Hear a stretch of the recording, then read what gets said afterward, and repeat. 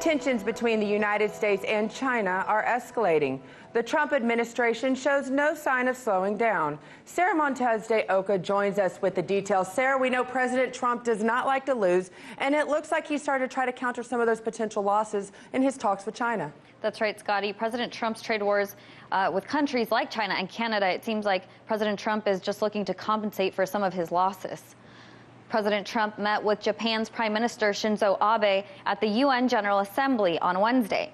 They agreed to start negotiations to promote bilateral trade.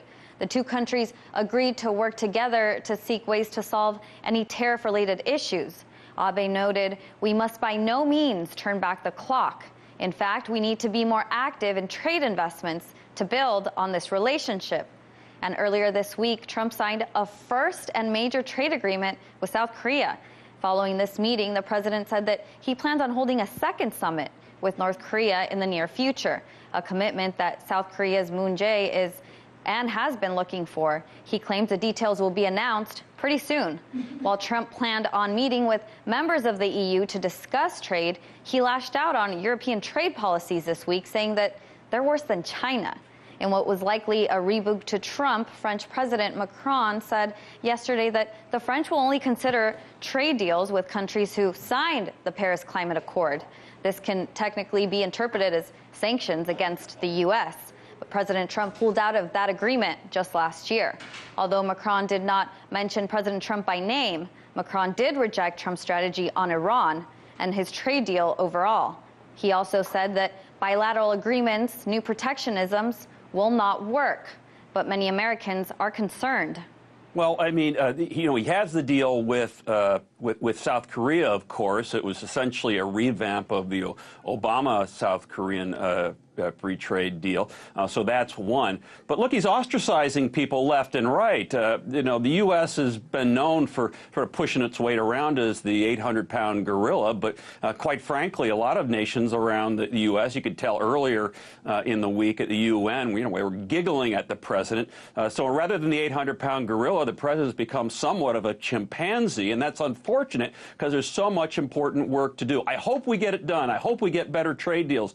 But right now, it really remains unclear, uncertain, and I am not, frankly, optimistic about the circumstance.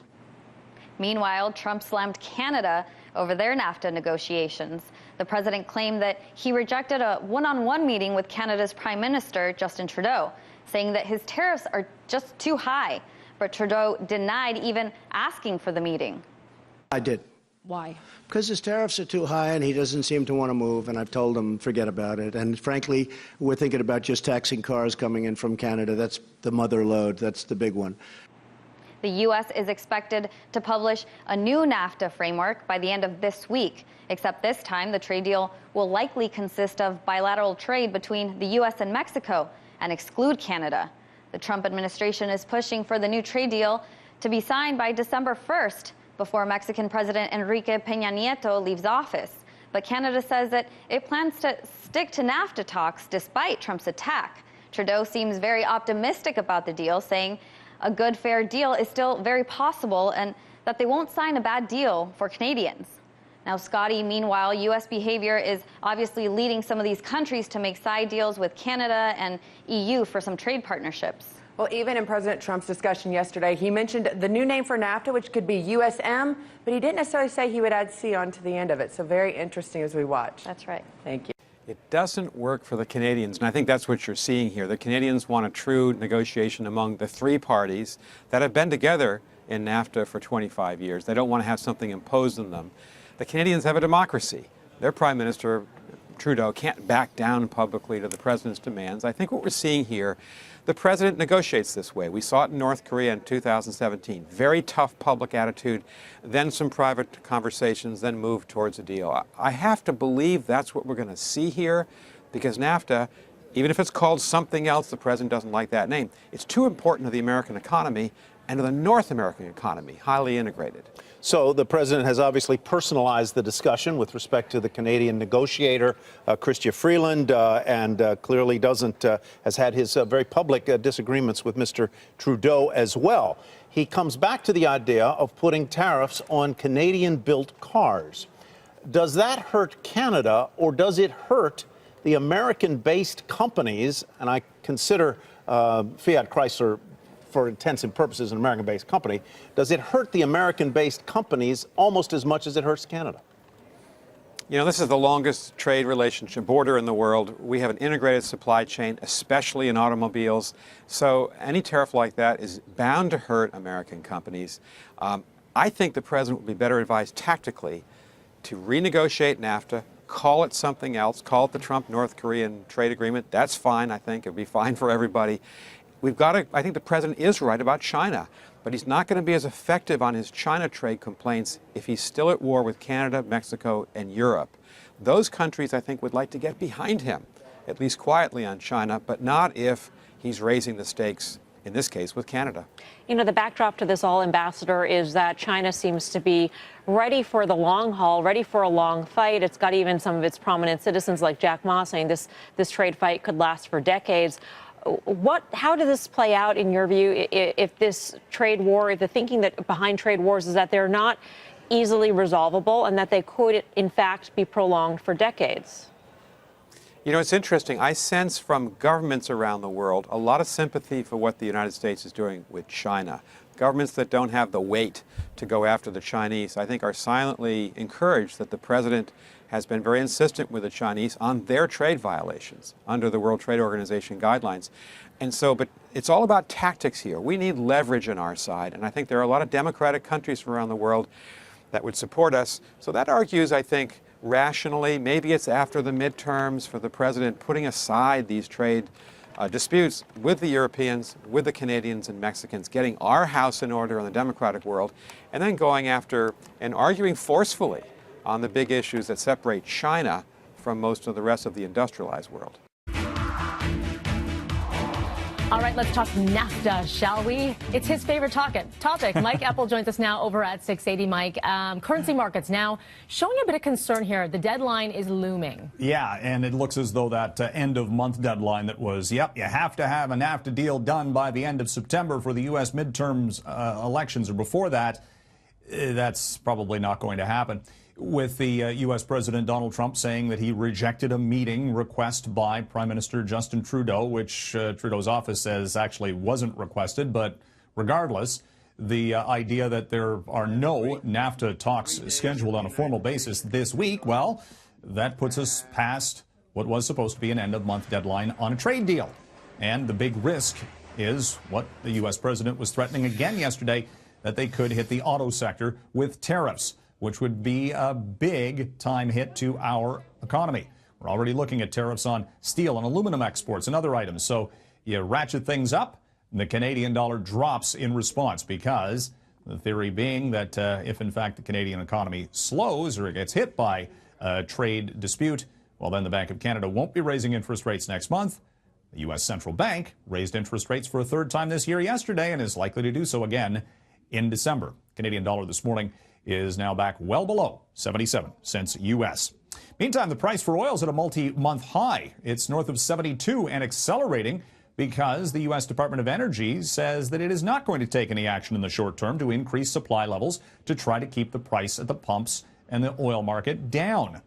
Again, Donald Trump talking about how OPEC has kept prices artificially elevated, and he'd like to see them actually reduce prices because you've got the U.S. midterms coming up and consumer spending. He doesn't want to see gas prices go up, but in the near term at least, price for oil continuing to move to the upside. And we'll be tracking this morning the market reaction to the Ontario government rollout of the retail rules for cannabis sales and how that's going to play out for the distribution of cannabis once it is legalized on the street level, so to speak, and how that could shake things up from a distribution and sales standpoint.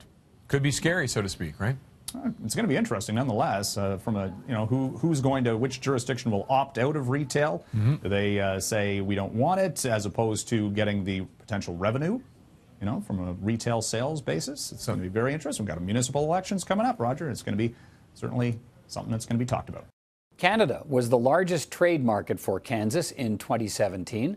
The state exported $2.5 billion worth of goods north of the border. Exports to Canada accounted for 22% of Kansas's total export of goods. Kansas's second largest export market was Mexico.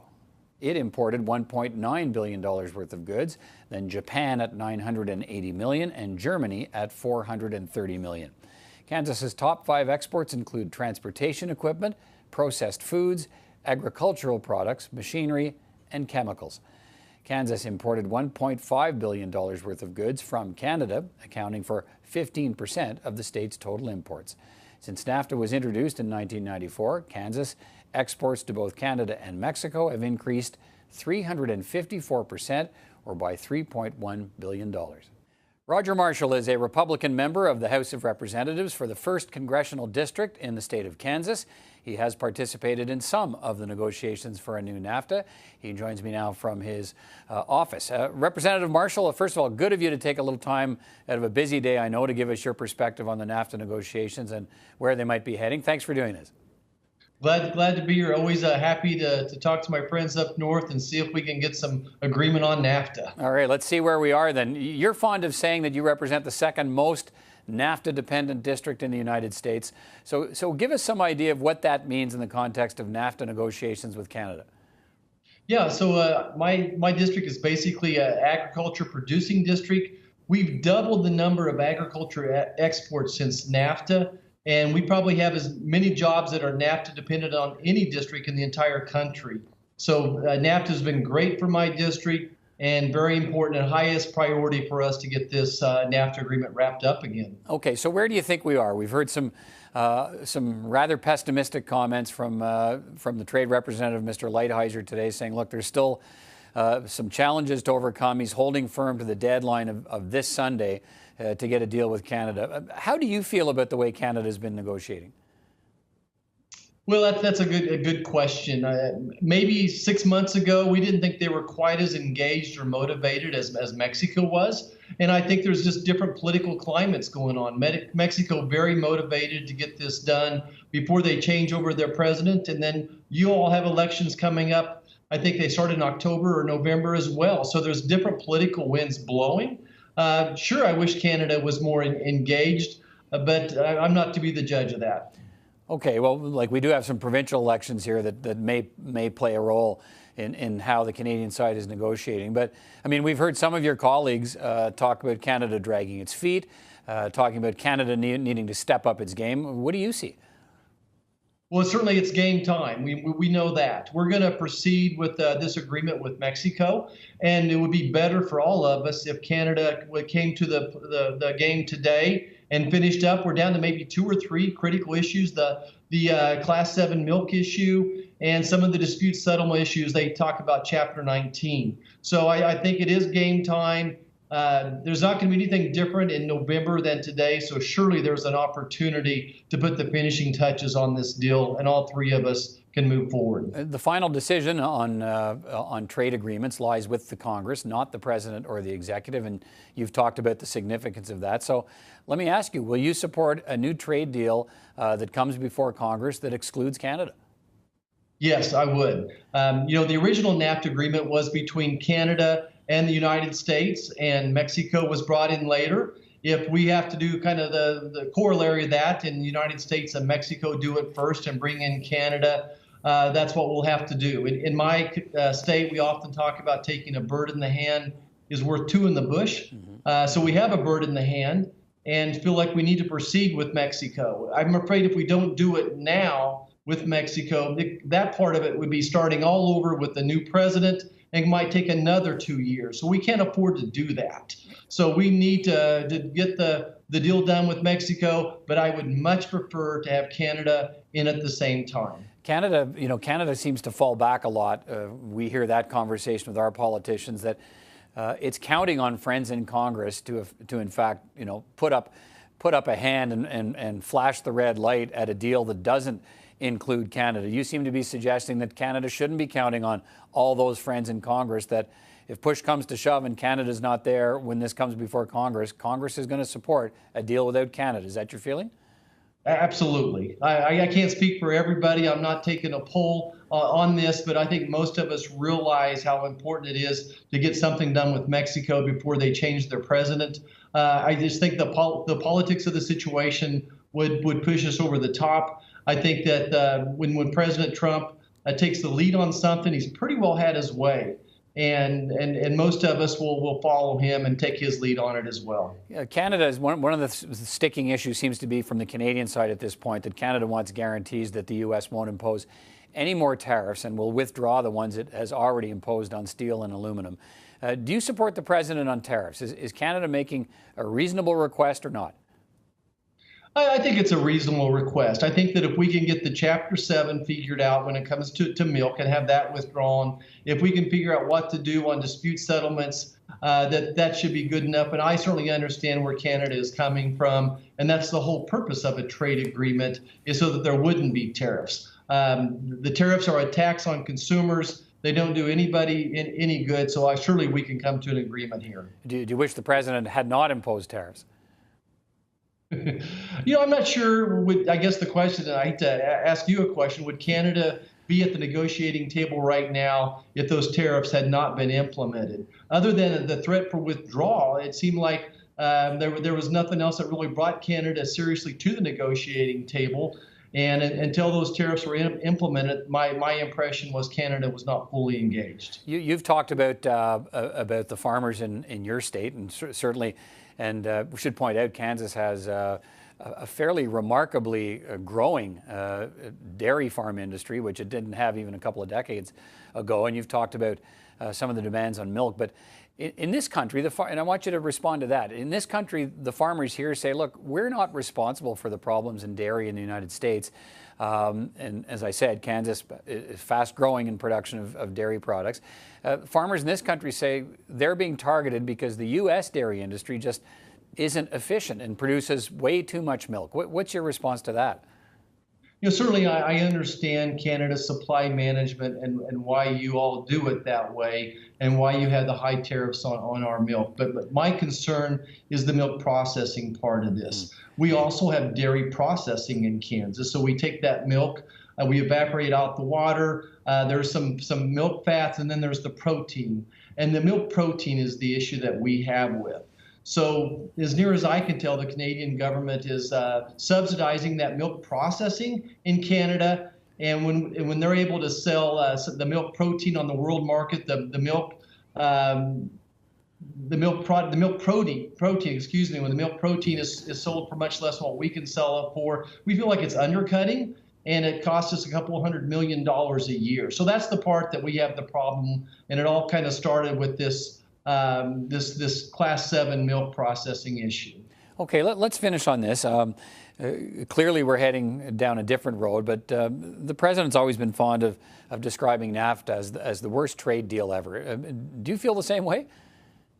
No, I don't. NAFTA has been great for Kansas. It's made probably several 100,000 jobs. We've doubled the number of exports we've had. NAFTA has been great for agriculture in Kansas. I understand his concerns about manufacturing and some of the impact it's had on those types of jobs, but I think the net has been tremendous for all three countries. And that's what we have to do going forward. How do we find the win-win situation in NAFTA? What type of a NAFTA agreement can be a win for Canada, a win for Mexico, and a win for the United States? And I think that can happen. All right. Well, we'll see what unfolds in the next few days in particular. But Representative Marshall, pleasure to talk to you. Thanks for taking time to speak with us here in Canada. Yeah, thanks for having me.